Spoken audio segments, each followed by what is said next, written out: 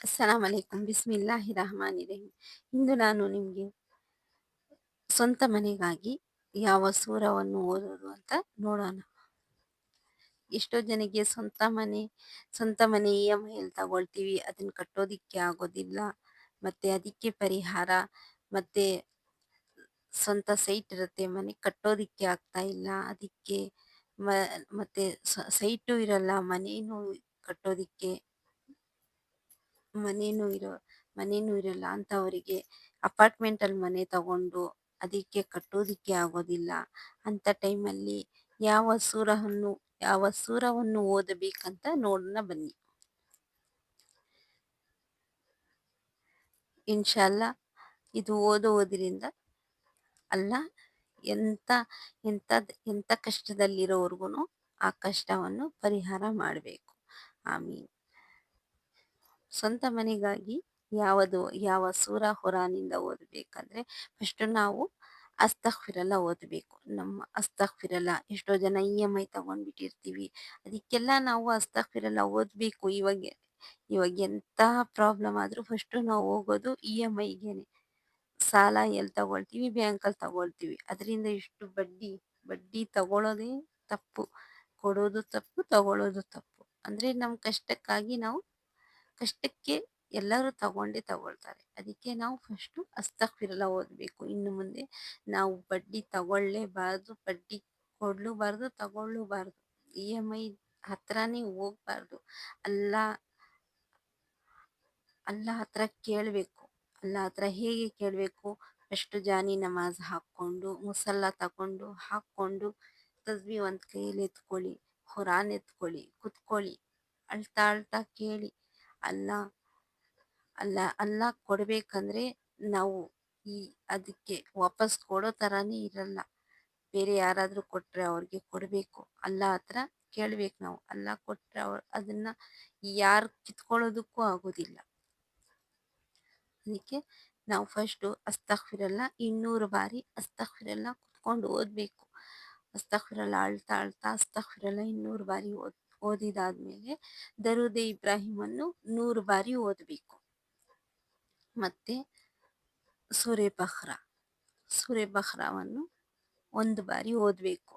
ನಿಮಗೆ ಡೈಲಿ ಓದೋದಕ್ಕೆ ಆಗ್ತಾ ಇಲ್ಲ ಅಂದರೆ ಫಸ್ಟು 2 ದಿನವರೆಗೂ, 1 ವಾರವರೆಗೂ ನೀವು ಅದನ್ನು ಕಾಲ್ ಸೂರೆ ಬಖ್ರಾವನ್ನು 3 ದಿನವರೆಗೂ ಓದಿ. ಆಮೇಲೆ 2 ದಿನ ಮಾಡ್ಕೊಳ್ಳಿ. ಆಮೇಲೆ ಡೈಲಿ ಒಂದೊಂದು ಸತಿ ಓದ್ಕೊಂಡೇ ಬನ್ನಿ. ಡೈಲಿ ಒಂದೊಂದು ಸೂರೆ ಬಖ್ರಾವನ್ನು ಡೈಲಿ ಓದ್ಬಿಟ್ಟು ನೋಡಿ. ನಿಮಗೆ ಎಷ್ಟು ಬೇಗ ನೀವು ಓದ್ತಾನೆ ಇರ್ರಿ, ಬಿಡಬೇಡಿ. ಅದು ಹೇಗೆ ಮನೆ ಬರುತ್ತೆ, ಅದು ಹೇಗೆ ನಿಮಗೆ ಸ್ವಂತ ಮನೆ ಆಗುತ್ತೆ ಅಂತ ನಿಮಗೆ ಗೊತ್ತಾಗಲ್ಲ. ಅಲ್ಲ ಕೊಡ್ತಾನೆ. ಅಂದರೆ ನಾವು ಓದಬೇಕು. ಸೂರೆ ಬಖ್ರಾ ಆದಮೇಲೆ ಮತ್ತೆ ದರೂದೆ ಇಬ್ರಾಹಿಮನ್ನು 100 ಬಾರಿ ಓದ್ಕೊಂಡು ನೋಡಿ. ಎಲ್ಲ ಪ್ರಾಬ್ಲಮ್ ಎಂಥ ಕಷ್ಟ ಆಗಿದ್ರು ಅದಕ್ಕೆ ಪರಿಹಾರ ಸಿಗೋದಂದ್ರೆ ಖುರಾನಿಂದಾನೇ ಪರಿಹಾರ ಸಿಗುತ್ತೆ ನಮಗೆ. ಅಲ್ಲಿ ಇಲ್ಲಿ ಹೋಗೋ ಥರನೇ ಇಲ್ಲನೇ ನಾವು ಖುರಾನಿಂದಾನೇ ಪರಿಹಾರ ಎಲ್ಲ ಥರ ಪ್ರಾಬ್ಲಮ್ಗೂ ಸಿಗುತ್ತೆ. EMI ಇಂದ ಹಿಡಿದು ಮನೆಯಲ್ಲಿ ಕಷ್ಟ, ಊಟಕ್ಕೆ ಕಷ್ಟ, ಎಂಥ ಪ್ರಾಬ್ಲಮ್ ಬೇಕಾದರೂ ಅಂದರೆ ನಾವು ಖುರಾನ್ ಓದಬೇಕು. ನಮಗೆ ಖುರಾನ್ ಮನೆಯಲ್ಲೇ ಇರುತ್ತೆ, ನಾವು ಓದೋದಿಲ್ಲ. ಅದನ್ನು ಮುಚ್ಚಿ ಒಂದು ಕಡೆ ಇಟ್ಬಿಡ್ತೀವಿ, ಹೊರಗಡೆ ಹುಡುಕ್ತಾ ಇರ್ತೀವಿ ನಾವು, ಎಲ್ಲಿ ಸಿಗುತ್ತೆ ಪರಿಹಾರ ಅಂತ. ಖುರಾನ್ ಕೊಟ್ಟಿದ್ದಾರೆ ಅಲ್ಲ, ಅದನ್ನು ನಾವು ನೋಡೋದೇ ಇಲ್ಲ, ಅದನ್ನು ಓದೋದಿಲ್ಲ. ನಾವು ಹೊರಗಡೆ ಹೋಗ್ತೀವಿ, ಎಲ್ಲಿದೆ ಪರಿಹಾರ, ನಮಗೆ ಹೇಗೆ ಸಿಗುತ್ತೆ ಪರಿಹಾರ? ನಮಾಜ್ ಬಿಟ್ಬಿಡ್ತೀವಿ, ಖುರಾನ್ ಬಿಟ್ಬಿಡ್ತೀವಿ, ಹೊರಗಡೆ ಹೋಗಿ EMI ತಗೊಳ್ಳೋದು, ಅದು ಸಾಲ, ಅದನ್ನು ಕಟ್ಟೋದಿಕ್ಕೆ ಆಗೋದಿಲ್ಲ. ಮತ್ತೆ ಸಾಲದವ್ರು ಬಂದು ಕೇಳೋದು, ಅದೆಲ್ಲ ಏನಕ್ಕೆ? ಮನೆಯಲ್ಲಿ ಖುರಾನ್ ಎತ್ಕೊಳ್ಳಿ, ಅಳ್ತಾ ಅಳ್ತಾ ಕೇಳಿ. ಅಲ್ಲ ಕೊಟ್ಟರೆ ಯಾರು ಕಿತ್ಕೊಳ್ಳೋದಕ್ಕೂ ಆಗಲ್ಲ. ಅಲ್ಲ ಕೊಟ್ಟರೆ ಅದನ್ನು ಯಾರು ನಮ್ಮಿಂದ ತಗೊಳ್ಳೋದಕ್ಕೂ ಆಗೋದಿಲ್ಲ. ಎಷ್ಟು ಬೇಕಾದರೂ ಕೊಡ್ತಾರೆ. ಅಂದರೆ ನಾವು ಕೇಳಬೇಕು ಅಲ್ಲ ಹತ್ರ. ಇವ್ರ ಹತ್ರ ಕೇಳಬೇಕು. ಅವ್ರ ಹತ್ರ ಹೋಗಿ ಕೇಳ್ತಾ ಇದ್ರೆ ಇವ್ರ ಹತ್ರ ಕೇಳೋದು, EMIಯಲ್ಲಿ ಕೇಳೋದು, ಇವ್ರು ನಗಿತಾರಷ್ಟೇ. ಅಂದರೆ ಅವ್ರಿಗೂ ಕಷ್ಟ ಇರುತ್ತೆ. ನಾವು ಯಾರ ಹತ್ರನೂ ಕೇಳಬಾರ್ದು, ಅಲ್ಲ ಹತ್ರ ಕೇಳಬೇಕು. ಇನ್ಶಾ ಅಲ್ಲ ಎಲ್ಲರಿಗೂ ಅಲ್ಲ ತೌಫೀಕ್ ಕೊಡಬೇಕು. ಅಲ್ಲ ಹತ್ರ ಕೇಳೋ ಥರ, ಅಲ್ಲ ನಮಾಜ್ ಮಾಡೋ ಥರ ಎಲ್ಲರಿಗೂ ತೌಫೀಕ್ ಕೊಡಬೇಕು ಅಲ್ಲ. ಇನ್ಶಾ ಅಲ್ಲ. ಸ್ವಂತ ಮನೆಗಾಗಿ ಸೂರೆ ಬಖ್ರಾವನ್ನು ಓದಿ. ಡೈಲಿ ಒಂದು ಸತಿ ಓದಿ. ಡೈಲಿ ಒಂದು ಬಾರಿ ಸೂರೆ ಬಖ್ರಾವನ್ನು ಓದಿ. 5 ಟೈಮ್ ನಮಾಜ್ ಮಾಡಿ ಮತ್ತು ತೌಬಾ ಅಸ್ತಗ್ಫಿರುಲ್ಲಾಹವನ್ನು 200 ಬಾರಿ ಓದಬೇಕು. ದರೂದ್ ಇಬ್ರಾಹಿಮನ್ನು 200 ಬಾರಿ ಓದಬೇಕು. ಫಸ್ಟು 100 ಬಾರಿ ಓದಬೇಕು. ಸೂರೆ ಬಖ್ರಾ ಆದಮೇಲೆ 100 ಬಾರಿ ದರೂದ್ ಇಬ್ರಾಹಿಮನ್ನು ಓದಿ. ಅಸ್ತಗ್ಫಿರುಲ್ಲಾ 200 ಬಾರಿ ಓದಿ. ಇನ್ಶಾ ಅಲ್ಲ ಓದ್ಬಿಟ್ಟು ನೋಡಿ ನೀವು, ನಿಮಗೆ ಅಲ್ಲಾ ಕೊಟ್ಟರೆ ಯಾರೂ ಕಿತ್ಕೊಳ್ಳೋದಿಲ್ಲ. ಇನ್ಶಾ ಅಲ್ಲ. ಸ್ವಂತ ಮನೆ ದುವಾವನ್ನು ಓದಿ ಸ್ವಂತ ಮನೆ ಸಿಕ್ಕೇ ಸಿಗುತ್ತೆ.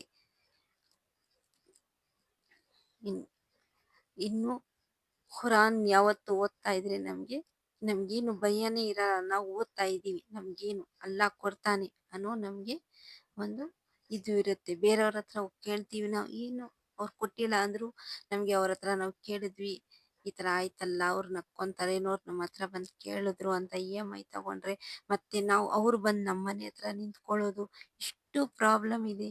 ಇಲ್ಲ ಮನೆ ಖಾಲಿ ಮಾಡು ಅಂತ ಹೇಳೋದು. ಅಲ್ಲಾ ಕೊಟ್ರೆ ಆ ಥರ ಆಗುತ್ತಾ? ಏನೂ ಆಗಲ್ಲ. ಇನ್ಶಾ ಅಲ್ಲ. ಅಸ್ಸಲಾಮ್ ಅಲೈಕುಂ.